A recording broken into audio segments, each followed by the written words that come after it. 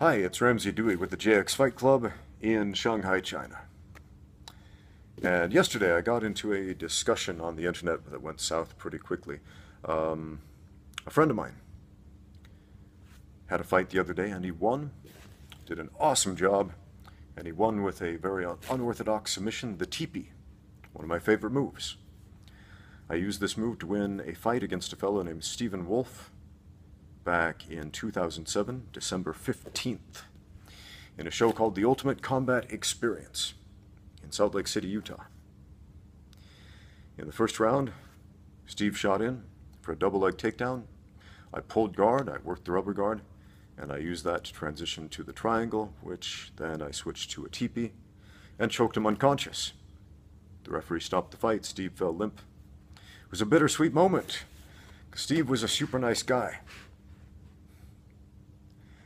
And it is hard to try to hurt somebody who is that nice. I mean, that night, Steve donated his fighter's purse to charity, to this poor family that didn't have money to buy Christmas presents. And the dude donated his paycheck to that. Didn't make a big to-do about it. Kind of did it under the table. But I knew about it. I'm going to say, man, Steve was a super nice guy. And I felt bad about choking him unconscious. Weird thing, I remember going for that submission, squeezing the legs together, and thinking he should have tapped by now, because I did this in the gym all the time. It was one of my favorite moves. It was like my go-to move from the guard. I found it a lot easier to finish than a traditional triangle choke. And he wasn't tapping out. I thought, man, Steve is tougher than I thought. He's not tapping out. I squeezed harder.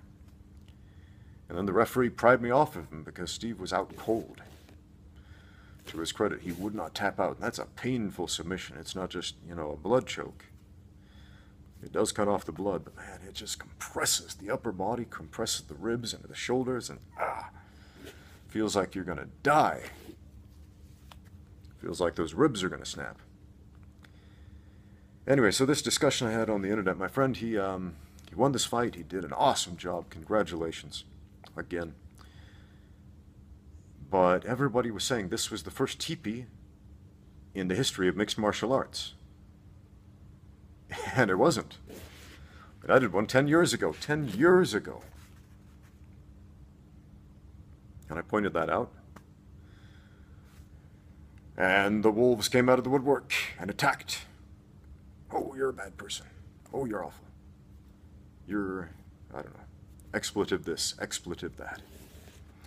I don't swear. Not much. Nothing much besides hell and damn. I mean, I just can't say the F word, for example. I can't. I never have. I mean, I could utter it, but it wouldn't sound right. Do I find it morally objectionable? I suppose so, for me. Just can't, won't do it. But anyway, they came out of the woodwork and attacked, because they did not like hearing that their friend was not the first.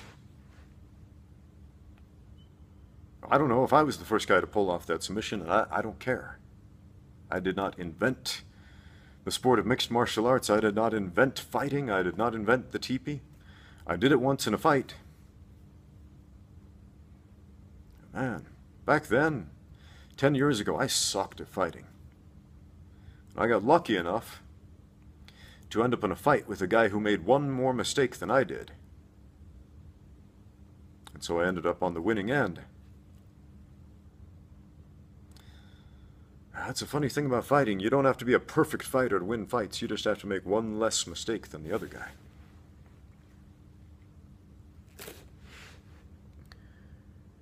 So, man, it's funny though how the young man's ego works. Because all these fellows who were fighting me on the internet, young fellows in their 20s, guys half my age, calling me a has-been.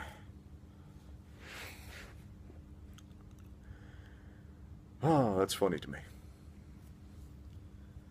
That is funny to me.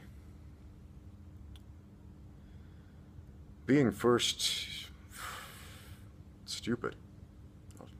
There's nothing new under the sun. There is nothing new under the sun.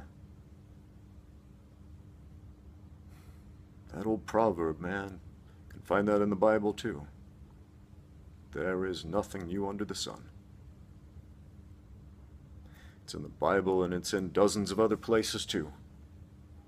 Why? Because there's nothing new under the sun. I can't repeat that enough.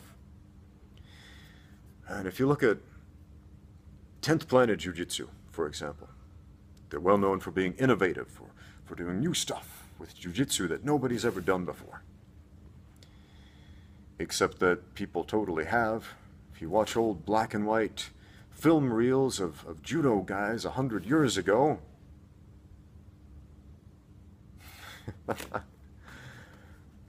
they were doing some of that stuff that Eddie Bravo is teaching now. Some of it. If you look at old pictures of catch wrestlers, man, you'll always find stuff that these young folks are inventing. Ever tell you about the time that I invented the three-quarter Nelson? Seriously, I thought I invented this move because I independently figured it out. Nobody taught it to me. And I figured out this move that if you got a whizzer, you got a reverse collar tie, and you connect them and pinch your elbows in really hard, it gives you a lot of control over the guy's posture. And I felt like, this is my move, I invented this, nobody's ever done this before, I'm the first. And one day I was Googling pictures of catch wrestlers, just looking at some of their moves, and I noticed there was my move. That move, I used to call it the figure four clinch. Because you got that figure four wrist lock up there. And I found out catch wrestlers had been doing it for a very long time, for hundreds of years, and they called it the three-quarter Nelson. There's nothing new under the sun, guys. Man. So forget about being the first. Doesn't matter. It doesn't matter. Man, especially in the sport of MMA, if you're a young guy in your 20s, man, I tell you what, the sport of MMA existed before you were born, for one thing. There were guys getting in the cage, scrapping, winning fights before you ever stepped in a cage, before you knew what a cage was.